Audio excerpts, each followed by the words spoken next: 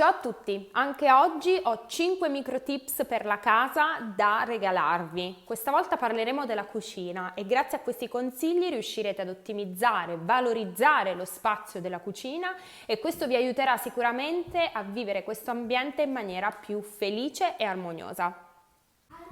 Micro tips numero 1. Ragionate per categoria. Iniziate quindi dalle posate e le stoviglie per passare poi agli utensili, pentolame, piatti, bicchieri e infine passate alla dispensa e alle scorte di cibo.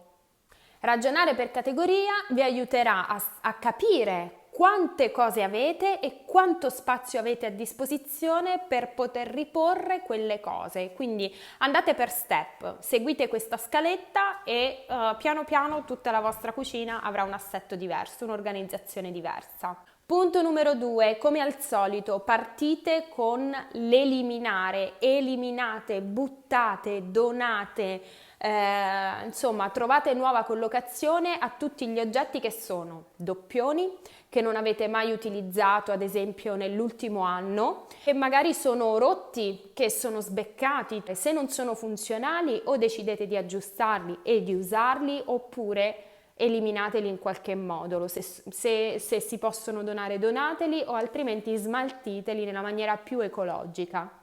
Ora farò un esperimento con voi, sono nella mia cucina, questi dietro di me sono tre semicolonne che ho scelto nella mia cucina proprio perché mi piace avere tutto chiuso all'interno delle ante, quindi non avere nulla a vista. Il contro dell'avere delle ante e di avere tutto chiuso qual è? È che facilmente ci si ritrova ad accumulare tantissima roba dentro, perché magari è dentro, non ci dà un fastidio diretto alla vista nella vita quotidiana, insomma, di come viviamo quotidianamente la cucina, ma nel momento in cui apriamo e non troviamo quello che ci serve o dobbiamo farci spazio per prendere qualcosa, oppure utilizziamo sempre le stesse 4 cose che abbiamo davanti, insomma, questo diventa anche un modo sbagliato di vivere lo spazio, è un atteggiamento che comunque diventa poi anche frustrante e non è pratico, per niente pratico in cucina. Facciamo questo esperimento e vediamo che cosa esce fuori, quanta roba riesco a buttare, quanto spazio riesco a ricavare e come poter migliorare lo spazio all'interno dello stipetto.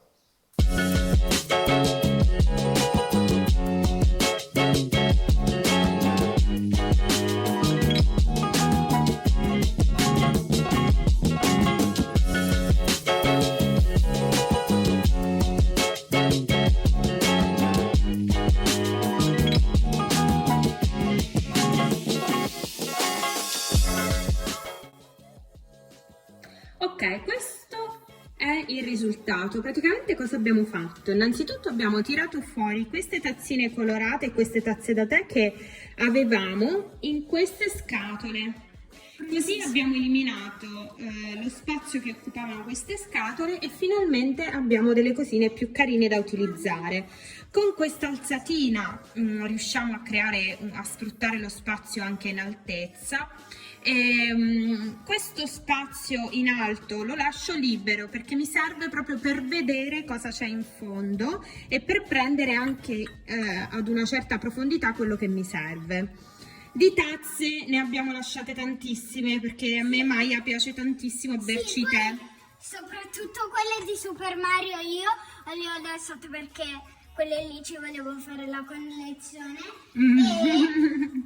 Abbiamo tenuto tutti i bicchieri uguali e abbiamo eliminato quelli spaiati.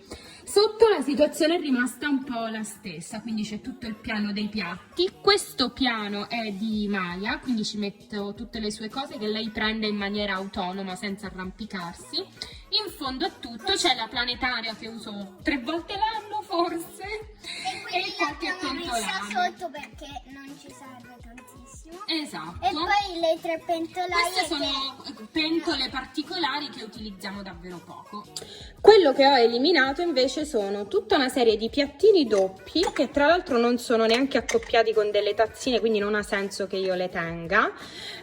Poi ci sono alcune tazze che in realtà non ho mai usato, tazzine spaiate anche qui. Altre tazze spaiate, cose proprio singole. Qui ci sono dei piatti colorati che porterò in magazzino e che utilizzerò per fare gli allestimenti di home staging nelle case in vendita. Ci sono alcuni piatti colorati che però sono di plastica, si sono rovinati nel tempo, e quindi deciderò se riverniciarle e utilizzare anche queste per gli allestimenti. E qualche tazza, anche questa spaiata. Adesso queste scatole che ho recuperato le utilizzeremo per dividere qualche giochino. Ad esempio qui potrebbero stare tutti i colori a spirito, così hai più spazio per vederli e ogni volta non li devi cacciare dal contenitore. Spirito qui che è un po' più piccola, qui ci Oppure metto, di qua, per sì. esempio le cose più lunghe, qui ci metto questo così, se non so se... Decidi tu cosa farci. Decidi tu. Faccio così.